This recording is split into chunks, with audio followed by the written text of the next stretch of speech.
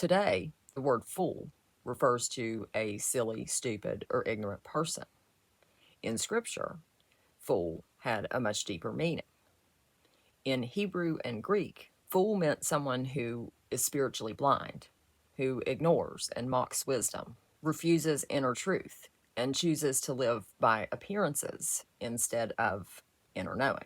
There are a few words translated as fool in the Old Testament.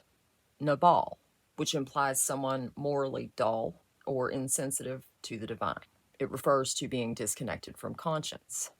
Kessel, someone who relies on ego or surface logic instead of listening to the conscience. And then Ewell is someone who scorns wisdom and speaks without knowledge or restraint. So when Psalms and Proverbs say things like, the fool says in his heart, there is no God, it's describing a state of inner disconnection, not atheism. It's a person that has lost touch with the living fire within. When Christ spoke of fools, he often contrasted them with the wise. The fool builds on sand, talking about ego, illusion, external authority. The wise build on the rock, as in inner truth or the kingdom within. Many modern followers would fit the biblical definition of a fool because they worship the outer text instead of living by the message within it. Fools follow doctrine over conscience and confuse blind belief with genuine faith. When referring to fools, the Bible was referencing spiritual stagnation and an inability to see beyond the veil. Christ warned about the Pharisees, the religious elite who honor God with their lips, but their heart is far from him. They were the most learned men of the law, yet spiritually the most foolish. Many who loudly profess Christ today repeat the same pattern, policing belief systems rather than living by the heart's knowing. A fool is someone who could know the truth, but refuses to look inward long enough to see it. Their attention is outward, scattered, and controlled by the system. Truth is something to be learned and obeyed from the outside. Fools rarely question what is presented as fact, and they adopt beliefs without verifying them internally. The system labels them faithful, yet they are spiritually blind. The wise build on the inner core, the heart, living truth.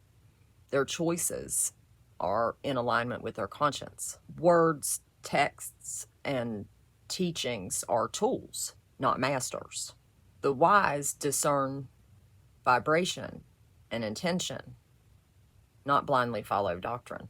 The fool lives fully within the construct, unaware that this reality is manipulated by a control grid. They see separation as normal, scarcity, fear, and judgment seem inevitable. Fools are driven by ego reactions, pride, envy, fear, and the system emotionally manipulates them continuously to reinforce their attachment to the illusion, and they take the bait every time. The wise recognize the illusory nature of the exterior world, understand that attachment to appearances keeps consciousness trapped, and true freedom is within. Life is observed, and the emotions that come with it are integrated. The wise are not enslaved by reaction. They use emotional energy as guidance.